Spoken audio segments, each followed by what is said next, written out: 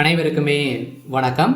சற்று முன் கிடைத்திருக்கக்கூடிய ஒரு மிக மிக முக்கியமான செய்தி ஒன்று வெளியாகியுள்ளது.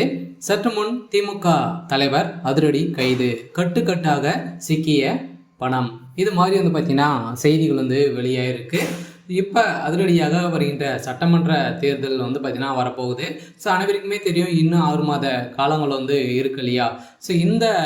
ஸோ நிலையில் திமுகவுடைய அரசு ஒரு மிகப்பெரிய ஊழல் செஞ்சுருக்காங்க அப்படின்றத ஏற்கனவே வரலாற்றிலேயே முதல் முறையாக டாஸ்மாக் நிறுவனத்தில் பார்த்திங்கன்னா நடந்த ஊழலின் அடிப்படையில் அதிரடியாக செந்தில் பாலாஜி அவர்கள் மீது பார்த்திங்கன்னா எக்கச்சக்கமான வழக்கு பதிவுகள் செஞ்சது.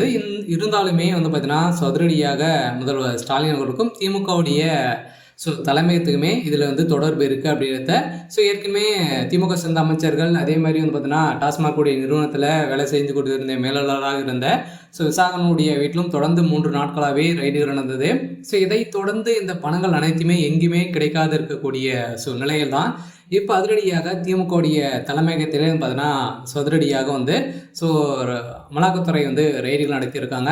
இன்று காலையிலேருந்தே தொடர்ந்து ரெய்டுகள் நடந்துட்டு இருக்கு. பார்த்தீங்கன்னா முதல்வர் ஸ்டாலினுடைய சம்மந்தப்பட்ட இடங்களிலும், அதே மாதிரி அவருடைய வீடுகளிலுமே ரைடுகள் அடுக்கடுக்காக நடத்த போகிறோம் அப்படின்ற மாதிரி அமலாக்கத்துறை இப்போ பார்த்தீங்கன்னா ஒரு தகவலை வெளியிட்டிருக்காங்க. ஏற்கனவே முதல்வர் ஸ்டாலின் அவர்களுக்கு நீதிமன்றம் ஒரு நோட்டீஸ் அனுப்பியிருந்தாங்க. இந்த நோட்டீஸின் அடிப்படையில் இப்போ அதிரடியாக ரைடுகள் நடந்துட்டு இருக்குது.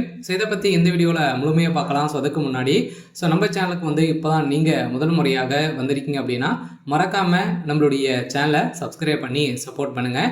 வாங்க வீடியோக்குள்ளே போகலாம்.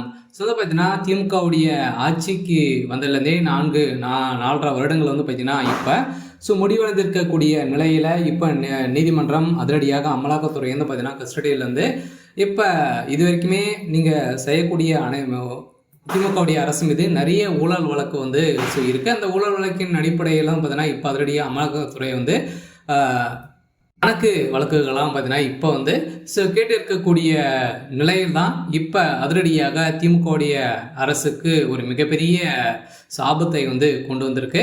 இதனால் தான் இப்போ அதிரடியாக ஊழல் செய்தது நிறுவனமாக இருக்குது. இந்த நிலையில் தான் திமுக தலைவர் முதல்வர் ஸ்டாலின் அவர்கள் கைது செய்யப்படலாம் அப்படின்ற மாதிரி பார்த்தீங்கன்னா இன்று காலையிலேருந்தே பரபரப்பை கிளப்பியிருக்கு.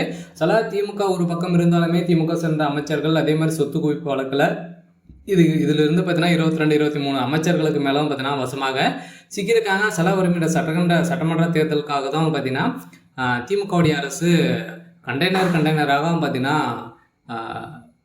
பணங்களை குமித்திருக்காங்க அப்படின்றத இப்போ பார்த்தீங்கன்னா ஒரு வேலூரில் ஒரு சில இடத்துல 2 கண்டெய்னர் சிக்கிய சம்பவம் பரபரப்பை ஏற்படுத்தி இருந்தது. சரி, ஓகே. இன்னைக்கான அப்டேட் இதுதான்.